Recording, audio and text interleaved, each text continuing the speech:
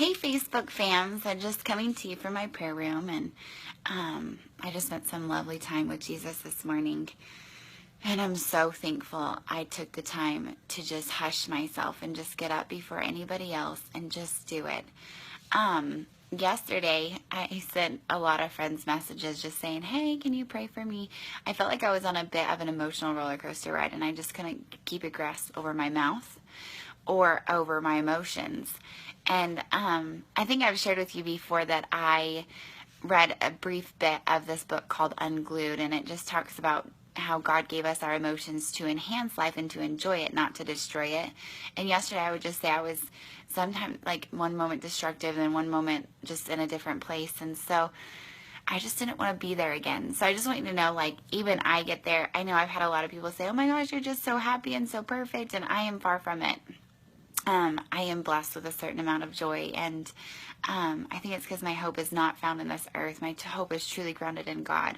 But yesterday, my eyes just got off the prize, and I got fixated on the fact that I needed a break, and I need this, and I need that. And I think when we get so into what we need, and we stop focusing on how to serve others and how to love others, we just get into a really dark place.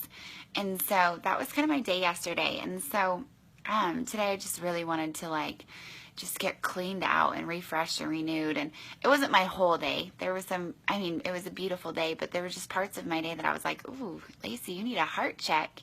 And so today, as I was just listening and praying and reading, I was so blessed by this story. So I'm going to read it with you. It's a new book I got for Christmas from my amazing husband, and it's called Becoming More. And I don't know if you're like me, but I always fall into this idea that if I just tried harder and if I just did better and if I just get into this mentality of just striving, like I just got to do better, I got to do better, I just got to think better, and I've even caught myself saying like, Kenai, you just need to try harder. And I'm like, oh, I do not. Yes, we need to be better people, better versions of ourselves than the day before. But it's not up to us. Like, we have to submit to God, and He will change our hearts. He will reveal to us what we need and what we need to work on. And so this book it's by my favorite Christian author, Lysa TerKeurst. And it just says, learn how to make a Bible passage come alive in your devotional time. Replace doubt, regret, and envy with truth, confidence, and praise. And stop the unhealthy cycle, here's mine, of striving, and truly learn to love who you are and what you've been given. And so just finishing that one book by her, which was Uninvited, like I've really just learned to appreciate all the little stepping stones and the things that I have in life. But some days I just strive. Like I'm like, oh my gosh, I'm going to clean my whole entire house. I'm going to get this done. I'm going to get that done. I'm going to get all these things done, and then I'm going to feel good.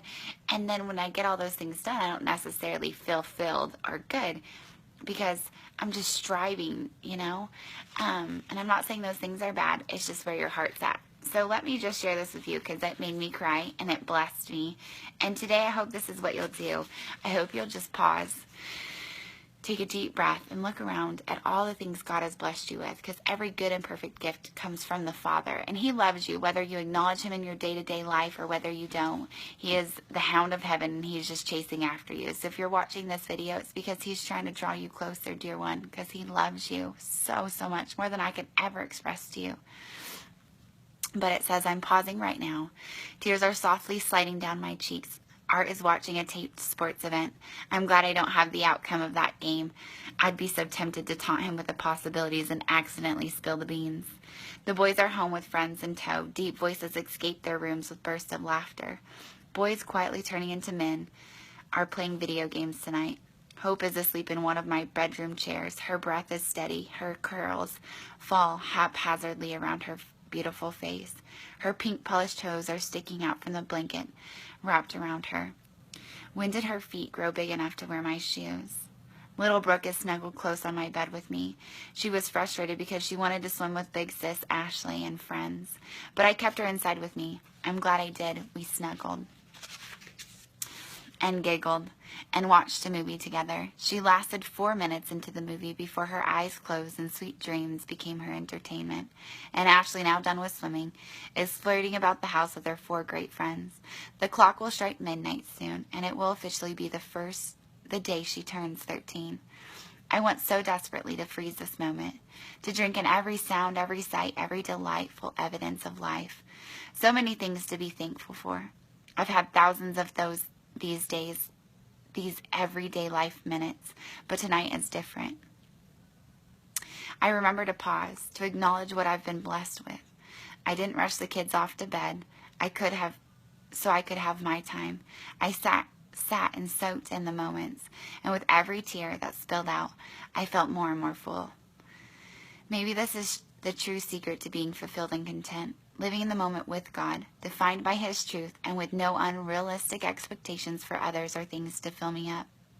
Not reaching back for what was lost in my yesterdays, and not reaching for what I hoped will be in my tomorrows, but living fully with what is right in front of me, and truly seeing the gift of this moment.